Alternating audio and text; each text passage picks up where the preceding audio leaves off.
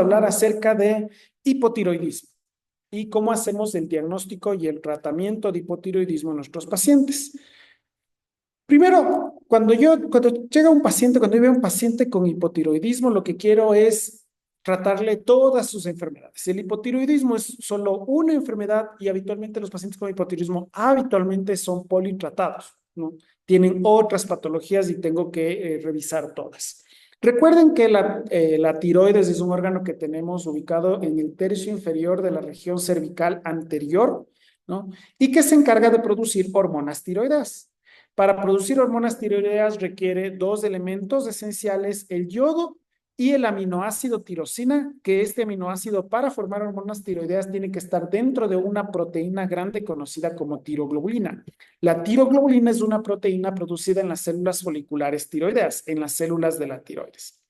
Una vez producidas las hormonas tiroideas, viaja por la sangre de forma libre, sueltita, en el 99, en menos del 1%. Menos del 1% de las hormonas tiroideas se encuentran en forma libre, el 99% está unido a proteínas de transporte. Aquí un detalle interesante, porque solo las formas libres pueden salir de la sangre para ejercer sus funciones. Las que están unidas a proteínas de transporte no pueden salir, tienen que disociarse de la proteína de transporte y pasar a ser forma libre para de ahí salir para ejercer sus efectos. Esto es importante porque en laboratorio yo le puedo medir al paciente T4 libre, T3 libre y T4 total o T3 total. ¿Ya? ¿Cuál es el detalle? Que la biológicamente activada solo es la forma libre. Esa es la única que deberíamos medir. Las formas totales, que es medir prácticamente las unidas a proteínas de transporte, pueden variar por las cantidades de proteínas de transporte. Si yo tengo más proteínas de transporte, por ejemplo, en las mujeres que utilizan anticonceptivos orales o hormonales, más bien dicho, o las proteínas están bajas por estados de hipoproteinemia como desnutrición, o hemodilución, el paciente puede tener falsas variaciones en sus mediciones de T4 total y sin significancia clínica, sin que eso quiera decir que tenga hipotiroidismo. Por eso tengo que medir en los pacientes las formas libres, T4 libre, T3 libre, no las formas totales. Dentro de todas nuestras células, la T3 se va a convertir, la T4 se va a convertir en T3 y es la T3 la que se va a unir al receptor. El receptor de hormonas tiroideas se une específicamente a T3 y lo que hace es estimular la transcripción génica, acelera la síntesis proteica, la síntesis de las proteínas que las células estén sintetizando en ese momento. Vale decir que entonces la T3 es la que va a permitir que las células funcionen más rápido. La T3, las hormonas tiroideas, determinan la velocidad de funcionamiento de las células de nuestro cuerpo. Esto explica por qué los síntomas de hipohipertiroidismo son muy variables, sobre todo los de hipotiroidismo. Lo que yo debo tener en mente es que si hay menos hormonas tiroideas, todas las células van a sintetizar proteínas más lentamente, vale decir, van a funcionar más lentamente, ¿ya? Y entonces va a causar síntomas en todas partes del cuerpo, pero lo que va a suceder es que van a funcionar más lentamente. Entonces, por eso es que los síntomas son tan variables y tienen que aprenderse esta lista larga de síntomas con esto en mente que el cuerpo va a funcionar más lentamente, ¿ya? Ahora, ¿qué regula la producción y liberación de las hormonas tiroideas? La hipófisis y el hipotálamo. Ahora, hay que decir que las hormonas hipotalámicas no podemos medirlas, por lo menos no en la práctica clínica habitual. No puedo medir cuánta TRH tiene un paciente, lo que sí puedo medir es la TSH. Y la regulación por retroalimentación negativa es altamente sensible. Pequeñas variaciones de T4 y T3 causan grandes variaciones de TSH y es más, me preocupa y me interesa más medir la TSH que la T4 y la T3, porque cuando la tiroides empieza a producir menos T4 y T3, la TSH compensatoriamente se eleva rápidamente y puede llegarles a mantener en valores normales. Lo primero que se afecta en términos de exámenes es la dosificación de TSH antes incluso que las propias cantidades o concentraciones de T4 y T3. Una cosa interesante es que las enfermedades tiroideas se dividen en dos grupos, el hipotiroidismo y el hipertiroidismo están dentro de lo que llamamos las enfermedades funcionales. Y por otro lado tenemos las enfermedades estructurales, el nódulo tiroideo, el bocio multinodular y el cáncer de tiroides. Debemos pensarlo como dos cosas separadas. Si el paciente tiene hipotiroidismo, eso se evalúa midiendo TSH esencialmente, mientras que las enfermedades nodulares se evalúan con ecografía. ¿Por qué les digo esto? Porque si ustedes tienen un paciente con hipotiroidismo, no hay necesidad de hacerle ecografía, porque son dos patologías separadas. Yo pido ecografía cuando palpo alguna anormalidad en la tiroides. En cuanto a causas de hipotiroidismo, el 95% es primario, que en endocrinología eso quiere decir que lo que está dañado es la tiroides, independientemente de por qué la tiroides funciona menos, a eso le llamamos hipotiroidismo primario. Porque el hipotiroidismo secundario es cuando la hipófisis funciona mal, y eso es, aunque posible, bastante poco frecuente. Dato interesante, importante.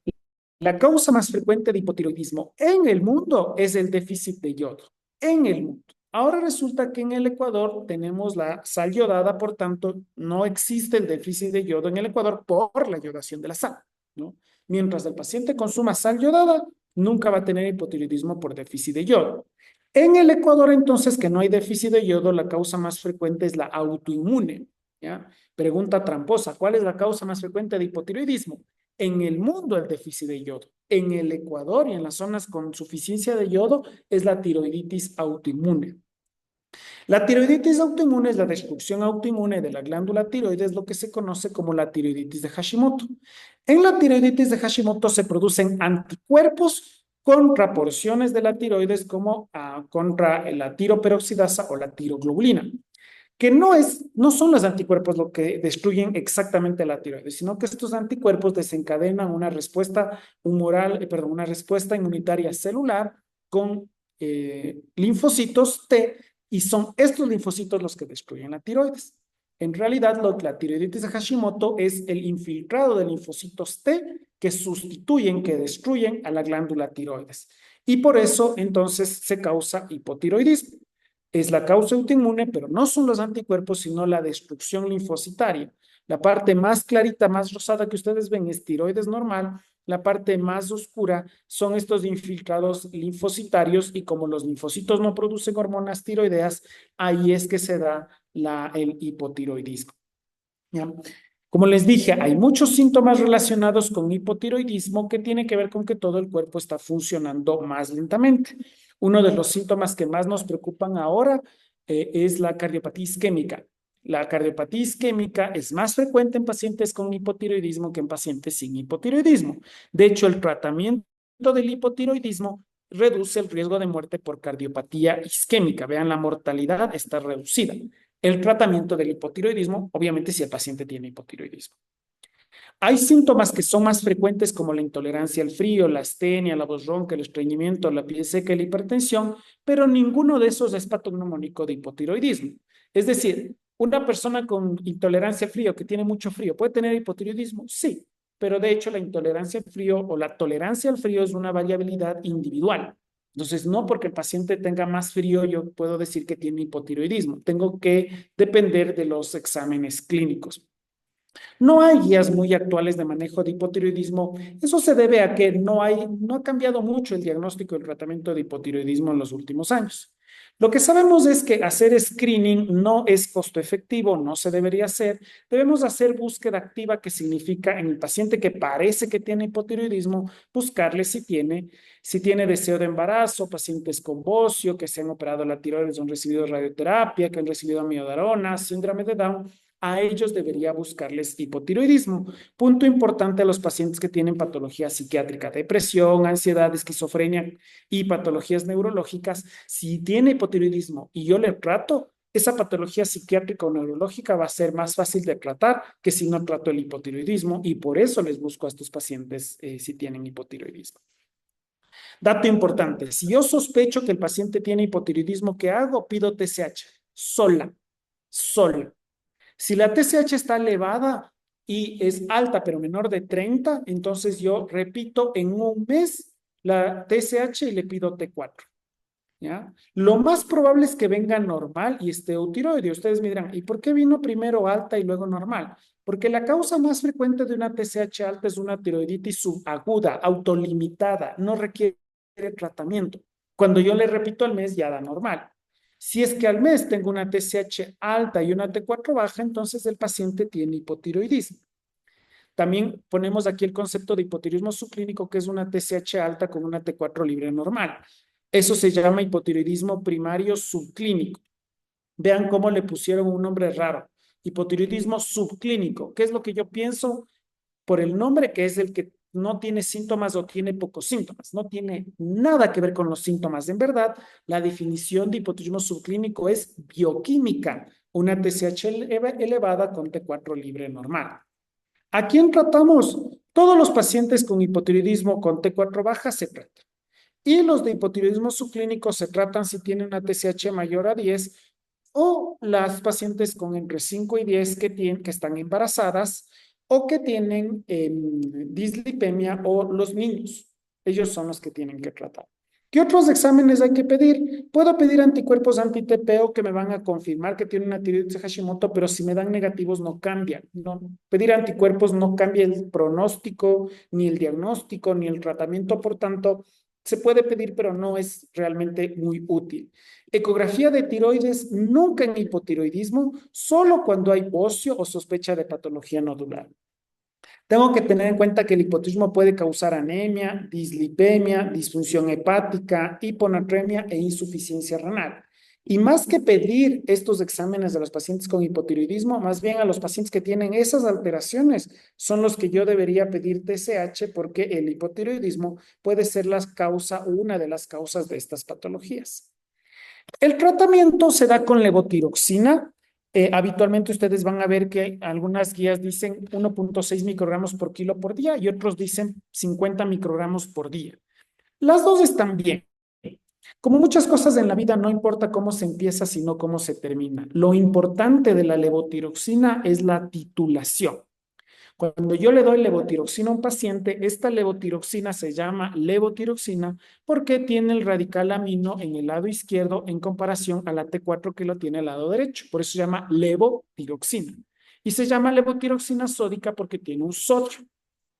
Estos dos cambios desaparecen cuando la levotiroxina se absorbe de la luz intestinal a la sangre y se torna tiroxina, o sea, T4. Pero resulta que este sodio que facilita la absorción se pega a los alimentos. Por eso la levotiroxina no se tiene que dar con comida y se tiene que dar por lo menos 30 minutos e idealmente más de una hora después de la comida. Porque si no, la levotiroxina sódica se va a pegar en el alimento y una parte se va a eliminar en las heces. ¿Ya? Entonces, como les dije, más importante que cuánto dar es la titulación. Y eso es lo que vamos a referirnos en estos últimos 2 minutos. Supongamos que yo tengo una mujer de 52 años con hipotiroidismo, pesa 50 kilos, puedo darle por dosis calculada 50 por 1.6 de 80, o también le puedo empezar con 50. Lo importante es la titulación. De lo que yo le empiezo la dosis, le debo medir TSH a las 6 a 8 semanas. Si a las 6 a 8 semanas de empezado la dosis, la TSH es correcta, mantengo la dosis de levotiroxina. ¿Ya? Veamos de este paciente con 110 kilos, debería recibir 175 y le empiezo con 175. La TSH es normal, le mantengo la dosis de levotiroxina. Entonces, empiezo y a las 6 a 8 semanas le mido la TSH. Si la TSH está normal, se mantiene la dosis y se controla los 6 meses. Veamos de otro paciente, está recibiendo 125 y la TSH está alta. Si la TSH está alta, yo subo la dosis de levotiroxina. ¿Cuánto? Habitualmente de 25 en 25 a 150. Este paciente tiene 85 kilos, está tomando levotiroxina 150, pero tiene la TSH baja. Si la TSH está baja, ¿qué es lo que hago? Bajarle la dosis de la levotiroxina. ¿Cuánto? Habitualmente de 25 en 25. ¿Pero qué hago? Una vez que yo le modifiqué la dosis, en este caso, levotiroxina 25, TSH alta, le subo a 150. A las 6 semanas le vuelvo a pedir. Está con 150, ahora tiene una TSH normal. ¿Qué hago? Mantenerle la dosis de la levotiroxina, control en 6 a 12 meses. Cuando yo inicio o cambio la dosis de la levotiroxina, le controlo las 6 a 8 semanas. Cuando yo mantengo la dosis de levotiroxina, le controla los 6 a 12 meses. Este paciente, recuerden, 150, TSH baja. Si la TSH está baja, yo le bajo la dosis de la levotiroxina, le mido en 6 semanas. Fíjense que aquí la TSH está alta. ¿Qué concepto tan interesante, verán? Algunos médicos dirán, ¿para qué le bajó ahora la TSH está alta? No, 150 es mucho, 125 es poco. ¿Qué es lo que hago? Darle una dosis intermedia, que en este caso viene siendo 137. Aquí el detalle es saber de cuánto hay las pastillas de levotiroxina. Les cuento que en el mercado hay de 25, de 50, de 75, de 88, de 100, de 112, de 125, de 137, de 150 y en el Ecuador no hay, pero en otros países también hay de 175 la levotiroxina. ¿Qué es el detalle? Yo cuando subo o bajo lo puedo hacer de 25 en 25 y de hecho hay pastillas con esas dosis, pero también hay las de dosis intermedia, que hay pacientes que van a requerir dosis intermedia. ¿Cuál es la otra opción? La otra opción puede ser darle un día 150, otro día 125. Eso se llaman dosis alternas. También es posible. ¿Ya? De hecho, hasta se puede dar un día a la semana una dosis diferente. Digamos, de lunes a sábado 150, los domingos 125 o 2 días a la semana, de lunes a viernes 150, sábados y domingos 125. Es posible, no es lo mejor es las dosis alternas, pero hay lugares donde no van a tener dosis alternas y lo importante es llegar a la TSH en meta.